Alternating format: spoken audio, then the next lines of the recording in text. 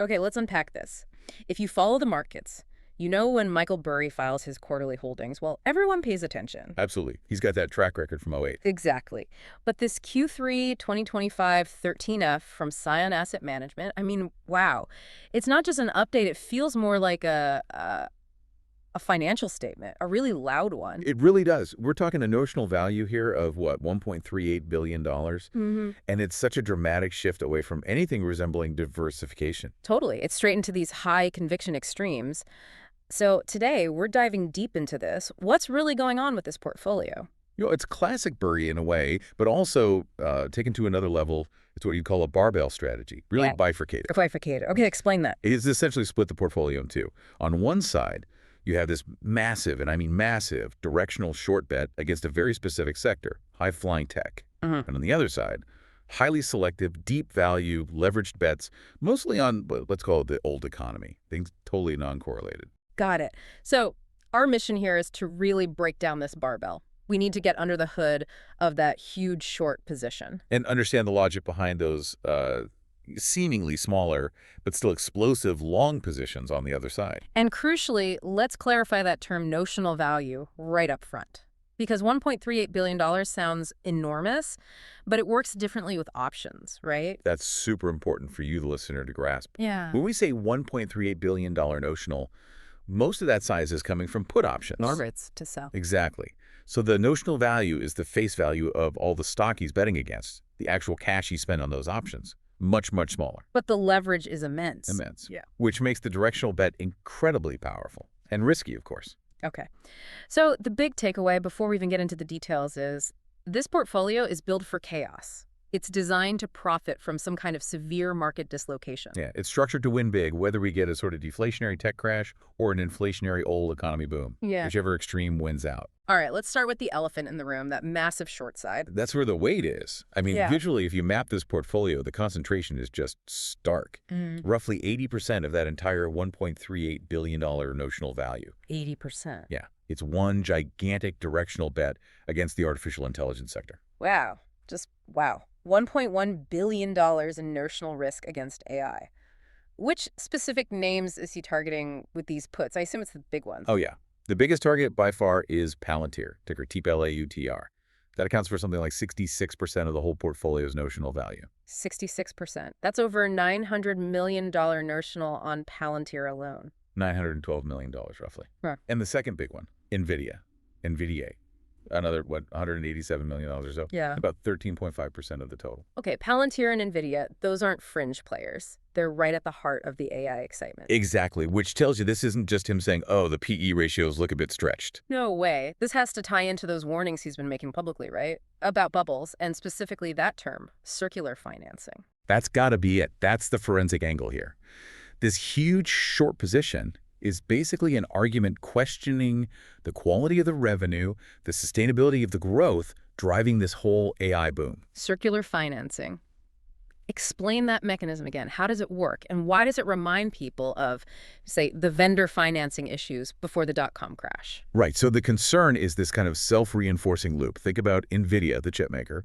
They've also been a big investor in AI startups, like OpenAI, for instance. Okay. So OpenAI gets capital, maybe partly from NVIDIA or related sources, and then uses that money to place enormous orders for NVIDIA's expensive AI chips. Ah, okay. I see where this is going. And then you've got the big cloud providers also buying billions and billions worth of the same chips from NVIDIA to build out their AI infrastructure. Right. And who becomes a major customer of those cloud providers? Renting back the computing power. Companies like OpenAI using the very chips NVIDIA sold. So the money just goes round and round. NVIDIA invests. The recipient buys NVIDIA chips. Cloud providers buy NVIDIA chips. The recipient rents capacity from the cloud providers using those chips. Precisely. It creates this reflexive loop where the reported revenue growth might look fantastic, but it's potentially masking, underlying weakness in truly organic third-party demand. It's like they're funding their own customers to buy their products. That's the fear. And Burry's $1.1 billion bet seems to be that this structure is inherently fragile. It looks good now, but it can't hold up under real pressure. And didn't the filing actually change language? I remember reading something about that. Yeah, that's significant. The previous quarter's filing had some language suggesting the puts might just be hedges for long positions. That language is gone now. So no ambiguity.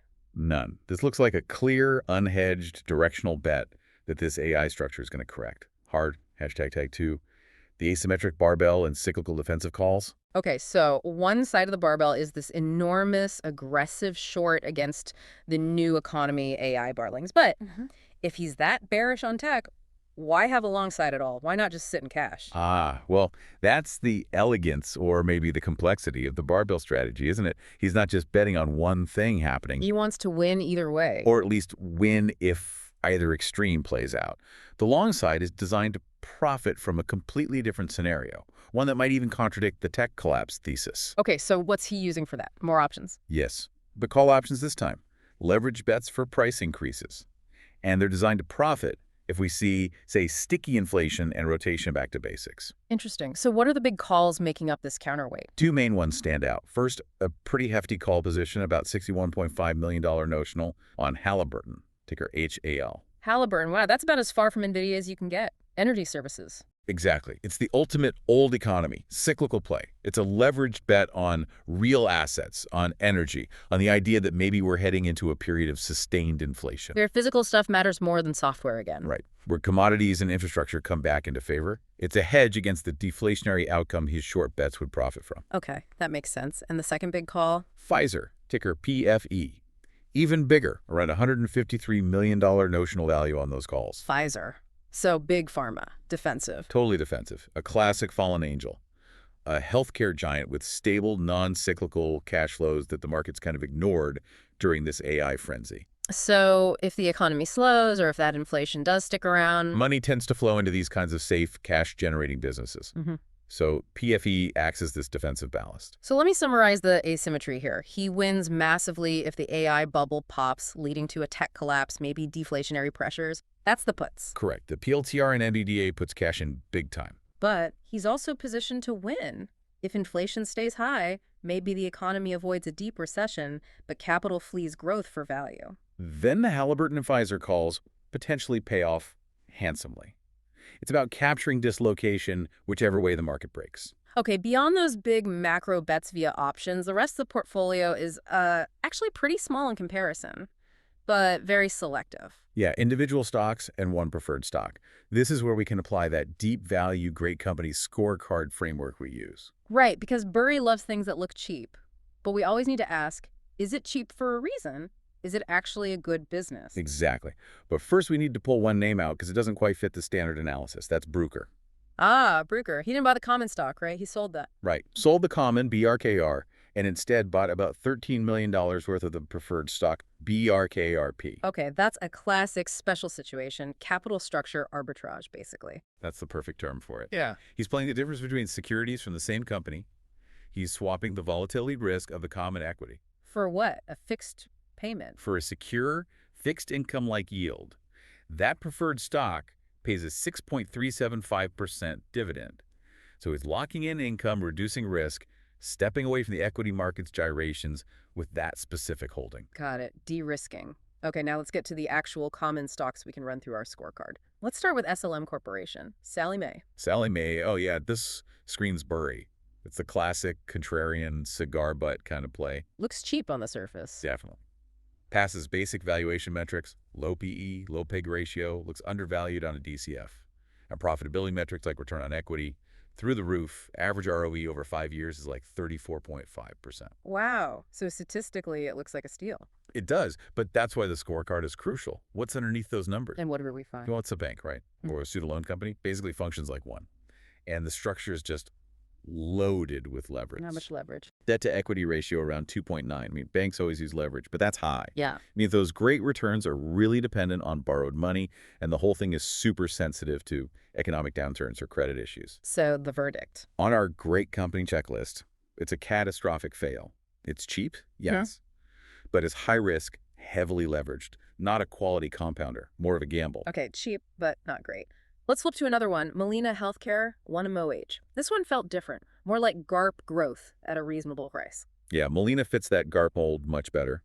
Looks like Scion bought it when the whole healthcare sector was pessimistic, pushing the PE down into the 9 to 10 range. Really cheap for its quality. And the quality metrics, how did they stack up? Pretty impressive, actually. Solid compounding numbers, 5-year average ROE near 30%, return on invested capital over 15%, and it generates a lot of actual cash for shareholders. Owner's earnings yield was around 16.5%. And crucially, how's the balance sheet compared to Sallie Mae? Much, much safer. Still operates in a regulated industry, but its interest coverage is strong, like 7.6x, plenty of cushion to pay its debt. Current ratio is healthy. So despite maybe failing a couple of generic tests due to its industry, the overall picture is strong. So the verdict on Molina? That's a clear pass. It looks like a high-quality business, a good compounder, that he managed to snag at a deep value price during a down cycle. All right, one more. And this one's maybe the highest conviction equity bet because Scion actually doubled its position. Lululemon. Lululemon. Yeah, this is fascinating because Larry L.U. is usually the opposite of a Burry stock. It's almost always expensive, a known great company. So why buy it now? And why double down? Valuation. The recent pullback in the stock price actually brought its metrics PE around 11, peg below 1, into what you could argue is genuine value territory. That just doesn't happen often with Lululemon. And structurally, is it still a great company? Oh, absolutely. Textbook example. Passed like 14 out of 19 of our scorecard tests. Profitability is elite. Gross margins near 60%. ROE over 40%. 5-year average ROIC is an incredible 48%. Wow. And the balance sheet? That was the killer for SLM. Fortress. Tiny debt-to-equity ratio, like 0.4. And here's the key. Zero interest expense. Why? Because they effectively carry no debt. Current ratio is super safe, too. So easy call on the verdict. Yeah, highest conviction pass. Yeah. This looks like a case where Burry saw an absolutely elite, wide-moat business temporarily on sale, and he jumped on it with both feet. Hashtag tag outro. So when you step back and look at this whole Q3 filing, Yeah. it's pretty clear Scion Asset Management isn't acting like your typical diversified value fund right now. Not at all. It feels much more like a macro timing operation. It's driven by these really extreme, almost opposing theses playing out simultaneously. You've got that systemic pessimism, that huge forensic bet against AI's foundations. Right, the circular financing short on NVDA and PLTR, that's the big bearish macro call. But then paired with this very specific bottom-up optimism in the long book.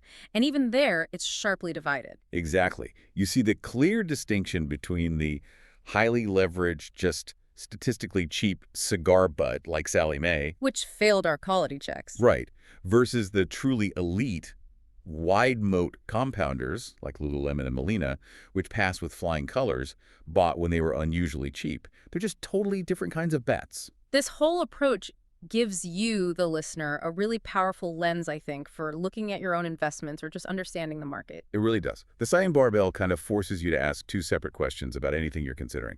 First, is this thing statistically cheap right now? Just based on the numbers. Yeah.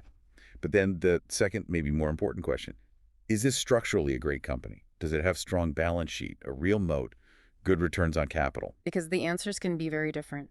Absolutely. If it's cheap but structurally weak, maybe it's a short-term trade, a cigar butt like SLM, high risk.